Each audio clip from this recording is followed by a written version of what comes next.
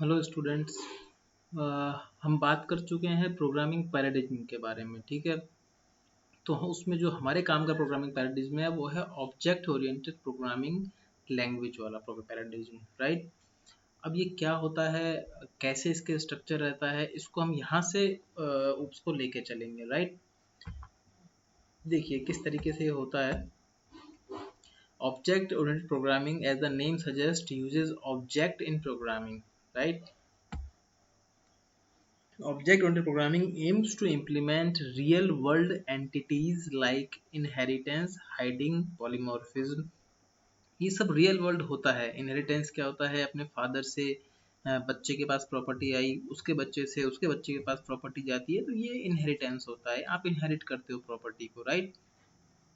Hiding क्या होता है ये आपको पता है। पॉलीमॉर्फिज्म क्या होता है, चीज़ एक की है, नाम उसके बहुत सारे हैं, वो आपका पॉलीमॉर्फिज्म के अंदर आता है। इसके अभी नीचे और एक वो देख लेंगे हम किस तरीके से जो चीज़ है वो आपको शो होती है। ये आप देख लो, जो आपका ऑब्जेक्ट ओरिएंटेड प्रोग्रामिंग कंसेप्ट्स हैं वो इस तरीके से हैं। Polymorphism, inheritance, encapsulation, object, class. ठीक है, स्टार्ट कहाँ से होता है, ऑब्जेक्ट से, फिर क्लास बनती है, एब्स्ट्रैक्शन, पॉलीमॉर्फिज्म, इनहेरिटेंस, एनकैप्सुलेशन। ये आपकी ऐसी टर्मिनोलॉजी है जो आप पूरा ऊप्स खत्म हो जाएगा, लेकिन आपकी जो ये टर्मिनोलॉजी है ये आपकी चलती ही रहेंगी, इसके ऊपर प्रोग्राम्स आ जाएंगे। ठीक है, हर कोई आपसे हर वाइवा में, सी प्लस प्लस में, हर जगह आपसे इनके बारे में तो पूछा ही जाएगा। आपके एग्जाम के लिए बहुत ज़्यादा इंपॉर्टेंट है। ठीक है, तो ये क्या है, आपके करेक्टरिस्टिक्स आप बोल सकते हो प्रोग्रामिंग लैंग्वेज की। ठीक है, polymorphism, inheritance, encapsulation, abstraction, class, object. ठीक है, क्या होता है इसके बारे में हम थर्डली अभी बाद में देख लेंगे। ठीक है, ऑनलाइन क्लास में भी हम इसके बारे में और अच्छे से बात करेंगे। सबसे पहले आपने ऑब्जेक्ट के बारे में आपको बता ही दिया है, रियल टाइम एंटिटी होता है ऑब्जेक्ट। अब क्लास क्या होती है, आप अपनी जो क्लास है, मान लीजिए आपकी क्लास है थर्ड सेमेस्टर बी बैच, तो क्लास किन चीज़ों से मिल के बनी हुई है, क्लास स्टूडेंट से मिल के बनी हुई है। तो जो जितने भी स्टूडेंट, मान लीजिए लेट्स सपोज आपकी क्लास में 60 स्टूडेंट्स हैं, तो 60 स्टूडेंट्स जो हैं वो आपके ऑब्जेक्ट हैं, और इन ऑब्जेक्ट्स जो हैं इन सबको आपने एक साथ रख दिया और इनको क्लोजली रिलेट कर दिया, तो ये आपका क्लास बन गया। ठीक है, तो the building block of C plus plus that leads to object programming in is a class. तो जितने भी चीज़ें हैं वो क्लास हैं, राइट। जो लैंग्वेजेस हैं वो उसका स्ट्रक्चर सी, सी प्लस प्लस, जावा और उसके आगे रहता है। ठीक है, सी में क्या होता है, आप कुछ भी क्लास में नहीं लिखते हैं, आप सिंपल फंक्शंस बनाते हैं और वो लूजली पड़े रहते हैं आपकी प्रोग्रामिंग लैंग्वेज में, आप उसको यूज़ करते हैं। आप ऊप्स में आते हैं तो यहाँ आपके पास में सी की सारी फंक्शनलिटीज तो रहती ही हैं, और सी प्लस प्लस एक नया कंसेप्ट लेके आता है क्लास, जिसकी अपनी एडवांटेजेस होते हैं और वो आप यूज़ करते हैं। मतलब आप सी प्लस प्लस में क्लास के बाहर भी कोडिंग कर सकते हैं और क्लास के अंदर भी कर सकते हैं और दोनों जगह भी कर सकते हैं, राइट। तो ये आपका क्लास को लेके हो गया है कंसेप्ट। अब इसके बाद जावा आ जाएगी। जावा फिर और ज़्यादा ऑब्जेक्ट ओरिएंटेड प्रोग्रामिंग लैंग्वेज है। उसके अंदर आपको जो लिखना है सब क्लास में लिखना है, क्लास के बाहर आप वहाँ कुछ नहीं लिखते, राइट। तो वो एक चीज़ हो गई है आपकी क्लास के केस में। अब क्लास में हमने बात कर ही लिया है, क्लास के अंदर बैठने वाले स्टूडेंट्स आपके ऑब्जेक्ट हो गए हैं, उनका अपना अपना बिहेवियर होगा, तो वो सब मिलके क्लास का बिहेवियर डिफाइन करेंगे, राइट।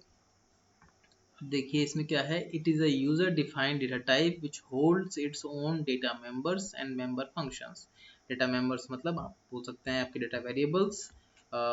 एक्चुअली मेंबर क्या होता है, मेंबर जो चीज़ होती है वो इसलिए बोलते हैं कि उसमें आपका डेटा मेंबर भी आ जाता है और फंक्शंस भी आ जाते हैं। तो member, data member and member functions which can be accessed and used by creating an instance of that class। क्या मतलब हुआ, instance of class का मतलब क्या हुआ, आपकी क्लास का नाम है मान लीजिए सी। ठीक है, अब इसमें एक स्टूडेंट है लेट्स से राहुल। तो जब आप इसका इंस्टेंस बनाएंगे क्लास का, तो कैसे बनाएंगे, क्लास का नाम क्या है, सी है, तो आप क्या लिखोगे, सी डॉट राहुल। या आप इंस्टेंस किस तरीके से बनाओगे, क्लास सी। आपने बना दिया। अब सी नाम से आपका इंस्टेंस हो गया है, ऑब्जेक्ट हो गया है ये सी नाम से। अब इससे आप एक्सेस कर सकते हो इसके जितने भी चीज़ें हैं, तो सी डॉट राहुल कर लो या जैसे भी कर लो, वो आपके चीज़ें इस तरीके से मैनेज हो जाएंगी, ठीक है ना। अब इसमें क्या है, अ class is like a blueprint of an object. मतलब क्या हुआ, एक ऑब्जेक्ट है, उसका अपना बिहेवियर है, सब कुछ है, तो क्लास कैसे जो है एक्ट करती है, अ ब्लूप्रिंट ऑफ एन ऑब्जेक्ट। तो जो ऑब्जेक्ट का बिहेवियर होगा वही क्लास का बिहेवियर हो जाता है, तो मतलब बिल्कुल उसका ब्लूप्रिंट की तरह ये रिएक्ट करती है।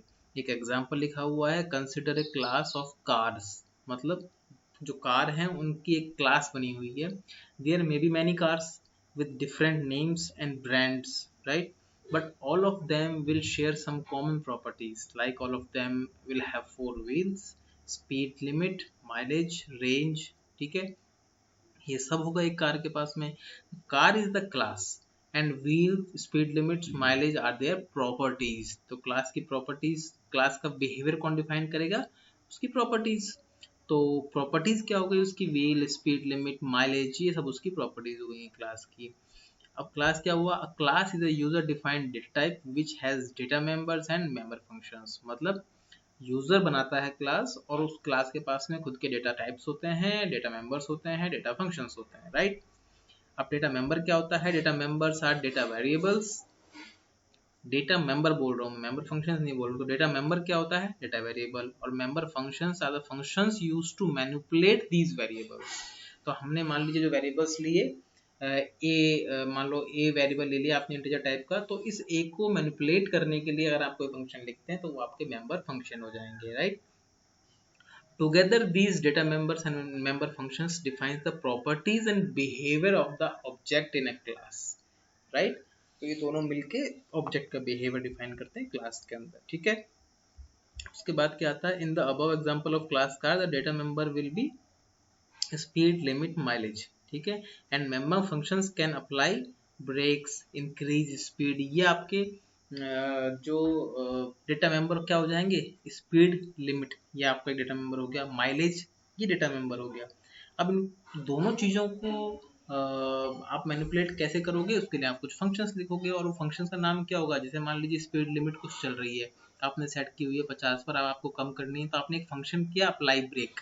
उस फंक्शन में आपने उस डेटा मेंबर स्पीड लिमिट को ऊपर नीचे किया, तो ये इसका फंक्शन हो गया। ये दोनों मिलके क्या करेंगे, क्लास का बिहेवियर डिफाइन करेंगे, राइट। तो एक class in C++ is a blueprint representing a group of objects which share some common properties and behaviors। मतलब आप एक, इसका मतलब ये हुआ है कि आपके स्टूडेंट की एक क्लास है, उस क्लास के अंदर आप कोशिश करेंगे कि सेम प्रॉपर्टीज वाले ऑब्जेक्ट्स को रखें। क्योंकि अगर एक स्टूडेंट के साथ में आप एक फादर को बैठा देंगे उसके रोज, तो क्लास तो बनेगी लेकिन उसका कुछ बिहेवियर डिफाइन नहीं हो पाएगा, क्योंकि उसमें स्टूडेंट्स की प्रॉपर्टीज अलग होंगी, पेरेंट्स की अलग होंगी, तो वो जो चीज़ है वो चलेगी नहीं आपकी, ठीक है।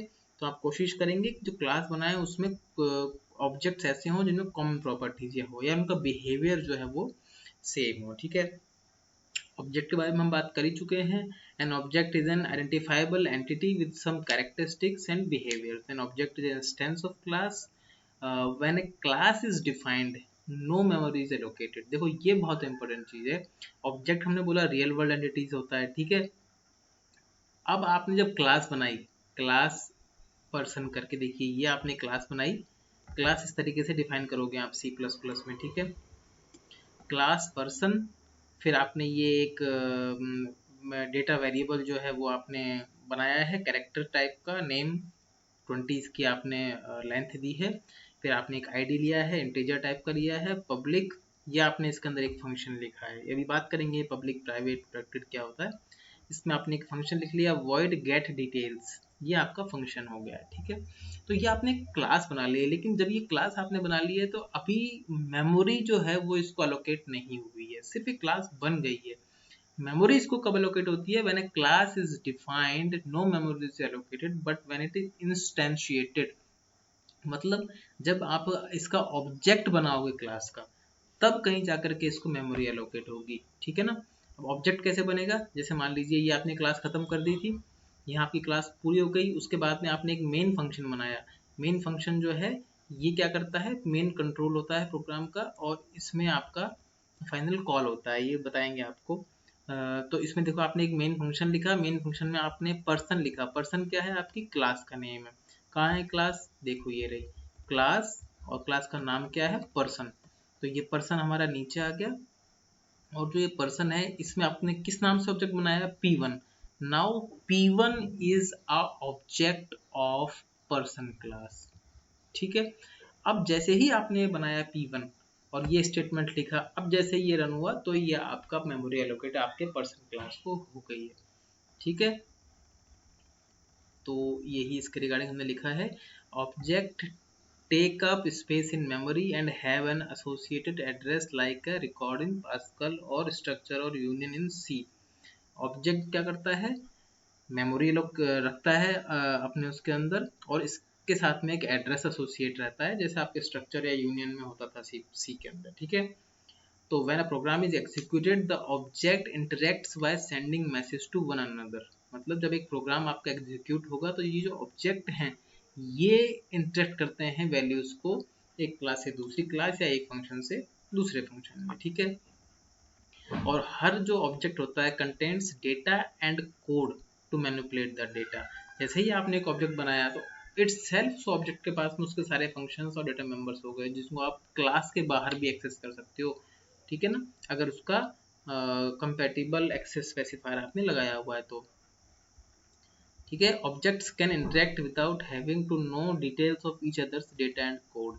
ये भी इम्पोर्टेंट है कि इससे डेटा जो है वो आपका हाइड भी रहता है, कि डेटा एक ऑब्जेक्ट तो दूसरे ऑब्जेक्ट से डेटा को इंटरचेंज करने के लिए ये जरूरी नहीं है कि एक दूसरे के डेटा और कोड की पूरी नॉलेज हो, ठीक है। It is sufficient to know that the type of message accepted and type of response return by the object. सिर्फ अगर उसको ऑब्जेक्ट को ये पता होगा कि ये किस तरह का इनपुट लेता है और किस तरह का ये आउटपुट देता है, तो आपका जो ऑब्जेक्ट्स हैं वो आपस में इंटरेक्ट कर सकते हैं, ठीक है। और फिर इसके कुछ एग्जांपल्स भी हैं, जैसे एनकैप्सुलेशन, कुछ सी प्रॉपर्टीज भी हैं, जैसे एनकैप्सुलेशन हो गया। एनकैप्सुलेशन क्या होता है, बाइंडिंग ऑफ डेटा या wrapping of data, sorry binding of data. वो एनकैप्सुलेशन क्या हो गया, in normal terms encapsulation is defined as wrapping up of data and information under a single unit, ठीक है। एनकैप्सुलेशन को कैसे करेंगे ये भी हम देख लेंगे प्रोग्रामिंग में। in object oriented programming, encapsulation defined as binding together data and functions that manipulate them। मतलब डेटा और फंक्शंस को जो एक साथ बाइंड करके रखता है वो आपका एनकैप्सुलेशन होता है, ठीक है। तो क्लास क्या करती है, एनकैप्सुलेट करती है, क्योंकि क्लास के अंदर डेटा मेंबर भी होता है, फंक्शन भी होता है। तो मतलब ये एक छोटा सा एग्जांपल है डेटा मैनिपुलेशन का, ठीक है ना। तो इसके लिए कि सॉरी इसके लिए एक एग्जांपल भी लिखा हुआ है। इसमें क्या हुआ है, कंपनी के बारे में बात कर रहे हैं जिसमें बहुत सारे सेक्शंस हैं, फाइनेंस है, अकाउंट्स है, सेल्स है, ठीक है। अब the finance section handles all the financial transactions and keeps records of data, जो होता है हर कंपनी में, ठीक है। तो सेल्स का भी यही काम है, वो सेल्स के रिगार्डिंग एक्टिविटीज को रिकॉर्ड करता है।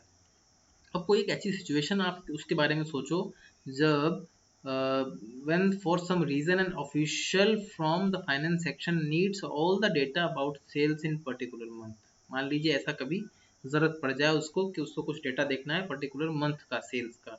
इन this case he is not allowed to directly access the data of the sales.